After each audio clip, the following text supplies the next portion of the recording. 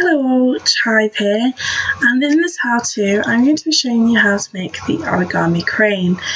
Now the reason that I've done this as the third video is that it's fairly difficult compared to the other two, and this is because it's a bit more tricky with the folding, but it's another fairly easy one to make. I recommend making it bigger first, like this one, and then you can eventually get smaller because it is a bit tricky, and you have to make sure the creases are correct, more so on this one than the other two pieces, because you need to be able to get all the little segments correct.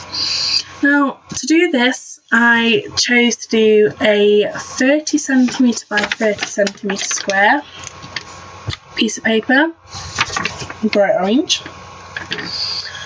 And the easiest way that I did this was I took an A3 piece of orange craft paper and I simply took one of the corners and folded it down so it met the bottom edge, and it all lined up and it was all straight, and then I got a triangle shape with a rectangle on the end, and then simply just made the triangle crease so it stayed down and cut along the edge of the rectangle, and then opened it up, and there's a perfect square that's roughly 30cm by 30cm, which is what I've got. So yeah, so to start off with, we're going to start with a similar way of doing the water balloon base from the previous two makes, and I'm going to quickly show you how to do it so you don't have to watch the other two videos in order to get it, because it's not the full water balloon base, that the ending is slightly different to make the crane shape. To start off, we're going to fold the piece of paper in half so we've got a rectangle, and push the creases down like so. Then we're going to undo it, fold it over and do a rectangle on the other side.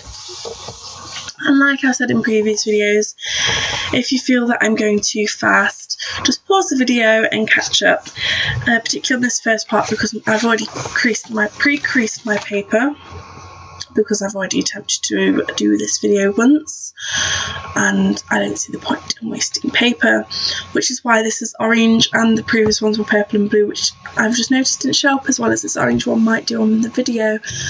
And the reason I didn't do different colours in order to video them is I don't see the point in wasting paper. But yeah, once you've done that, like before, with the pointy bit at the top, this direction flat down on your table, and then you do diagonals and push down the creases so you have these big triangles. And then once you've pushed down the creases and done it on that side, unfold it and then do it on the other side, which is the stage that I'm currently at. And if I show you that, that's how it's supposed to look. Now, the way this is different from the water balloon design, so what you have to do is you're going to put it down so it's like this on your table, exactly like this, that bit face down on your table, so it's like that, and get your finger and push into the centre all the way so it flops into the other direction, so it's like that. The mountain side is now been pushed in, sort of job. And then get the two corner triangles and you're going to pull them into the centre. I'm going to try to show you this. So you pull them into the centre so it folds in a sort of that sort of shape. So as before, when we do the water base, the pointy side is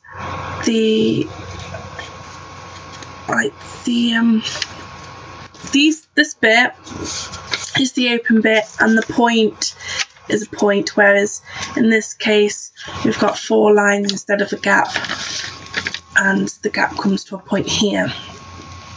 And then what we do is we flatten it, so you've got 2 flats on either side and you flatten it like so. So that's how we start. Now what we do is we get each of these flaps and we're going to move it in diagonally, so this flap edge will be into there. So I'll quickly show you how to do that. and we're going to do this on both sides of this. And a tip for you is to not do it all the way into the centre on this piece, because it makes it easier when you do the later folds, but you want it as close to the centre as you feel comfortable doing so. And so then you end up with a kite shape similar to that. It's a case of just being careful, and can you see the gap that's in the middle? Like such. And it's sort of equal at the top. So we get this triangle bit, and we're going to fold it down so it's all horizontal at the top. So it's wrong way, sorry. Fold it down away from the two flaps you've just done, away from them, and it's as flat as possible. Then what we're going to do, and this bit is tricky, this little bit is tricky. So you folded it down on this flat side, that's away from the two diagonals you've just done. So there's your kite shape from before. There's your kite shape. And then you just at the top and you folded it down. And you want that to be a straight flat edge.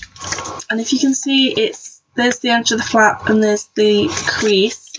There's a bit of a tiny little gap between the top of that and the top of that, which I tried to make sure was there to make it easier. And then what we're going to do is we're going to pull up this part. Pull it up all the way, and then it's going to fold in the other direction, and the two creases that are made by folding the diagonal bit, sorry, I'm going to have to do this on the table, will go inwards. They're sort of like pre-aligned to go inwards. And then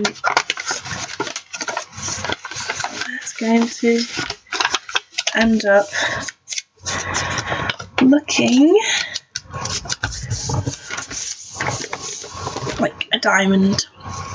And all I did was pull it up, all the way up, and then the creases, they were already made, so I just popped in the other direction and flattened it a little, so you make like a diamond shape. It's the easiest way to describe it. I hope you can all see that. And then of course you still got the other side with the triangle bit that we folded down, and that's all blank, but that's what you've got. I hope that's clear for you to see, and just like carefully keep creasing it down so your diamond shape is done. But yeah, it's a little tricky to manage, but once it's down, that's all you need to do. So turn it over, and then you just need to put this flap up, and then do the inwards a bit again on both sides. So you have a kite, a smaller kite again, like you did previously. So there's one side done, and then we're going to do it on the other side. Again, leaving a very slight gap between the crease and the edge of the flap as you fold it back to make it easier. There we go. We have the kite shape once more. We have the kite shape once more. So we're going to do to this side what we did to this side. So I'll show you again so you get another brief glimpse. I'm going to open it up a little bit, and then we're going to take the bottom of the top layer and we're going to push it backwards. So it's right to the top, and then these creases we're going to fold that way. I'm going to pop it on the table in a sec to do it properly, but that way, and then you'll get the diamond shape. So you just press it down, fold these creases in the other direction to what we are at the moment. This side's a bit more fiddly because it's trying to fight against the weights of the previous side that you did. But just take your time, be careful. You don't want to rip your paper and have to start again. And line it up and press down really hard. So you've ended up with a diamond shape on both sides with the triangle bit in the middle, like so. I hope you can see that. And then like one side you've got 2 flappy bits, and then on the top side you've got 2 flappy bits with a triangle in the middle. I hope that's clear to see, and I hope that you're able to tell clear enough how to do the diamond shape. It is a bit tricky, like I said, but it's something that you just need to take your time with, and then you'll get it. And of course, with the small gap, it doesn't matter if it's not absolutely perfect. The corners, the tips, because if you can see, it's not. You can see it's not a perfect point, but that's fine. It works out okay, because if you can see on the end, it's like the nose and the end of the table, and the ends of the wings in the end. So it doesn't matter if it's not a perfect point; it's going to be perfectly fine. So yeah, so once you've got your diamond shape, and you by reversing your creases. The rest of it, I don't think is quite as tricky as that to that stage, as long as you flattened it all, because this is the base of the swan. So what you've got to do now is more diagonal folding. So taking this edge, because what we'll call these the feet, is what they're called. So we take this edge and we fold it inwards to make another crease. And what you're going to notice is the crease goes further up the kite. The crease is going to go further up the kite. See, there's on this side you can see this is the middle crease of the kite, of the diamond. Here's the middle crease, and there's the crease that you've just made. So it's further up. So don't be worried that it's further up. I just thought I'd point that out because I was a bit concerned that I'd done it wrong when I first did it. But no, it's supposed to be up there, and we're going to do that to this side as well. I was just going to show you that bit. So fold it up so it's into like a smaller diamond at the bottom. Well, it's sort of like a sim diamond now with the longer bottom and the smaller top. Yay, Sims. Yeah. Press them down firmly and just keep pressing them down. Because that's an important fold to have. And then we're going to turn it over and we're going to do the exact same on that side. It's really noticeable to see that there's a lot of repeating in origami. So once you've got the one bit down at the end, it's fairly simple to do like the next step, because the next step most of the time is repeating. So there's that one. Done. We're going to do the other side. But yeah, no, just remember, I'm just going to keep repeating it, and I apologise that it's a bit boring when you keep repeating it, but just take your time and make sure these bits are really flattened, because it will feel really thick compared to the previous two makes if you made them, because you've got twice the size paper, so you've got twice the amount of pressing down to do in terms of making it as tight and secure. So yes, now you've got that on both sides, and then this is going to be sorry, the head, and this one is going to be the tail. And the way to do this is you're going to use these creases. That was the half. When you did the first diamond, it was the half mark of the diamond. Because what you need to do is you need to pull this up. Pull this up. It's hard to. and you're going to fold it inwards in that direction. So the easiest way to do it is take your diamond and put it facing in front of you. So this is the diamond part, these are the legs. And we're going to fold it up into the middle. You see that? Fold it up, and then we're going to press along those creases. And then we're going to fold it out a little bit so it goes. Oh, this is a bit tricky trying to do it in the air, and I apologise, but I'm going to have to put it down a bit. Let me do it. There we go. So then, once you've folded along those creases, it should stick up like that.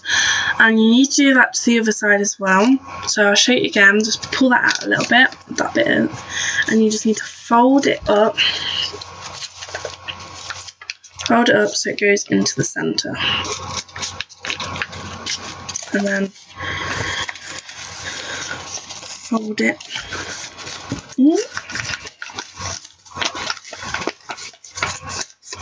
Fold it that way. Like I said, because it's quite thick, it's a bit tricky. Yeah.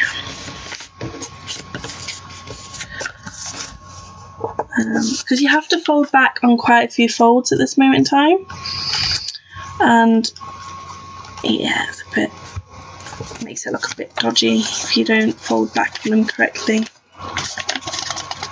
So there we go. So you end up with that sort of shape. Now you're practically finished. What we're going to do is we're going to make this side the head, and all we're going to do is take this top bit and fold it down and press it lightly, and then it'll flip back up, and there's my head. This bit is going to be my tail, and it's just going to stay stuck up like that.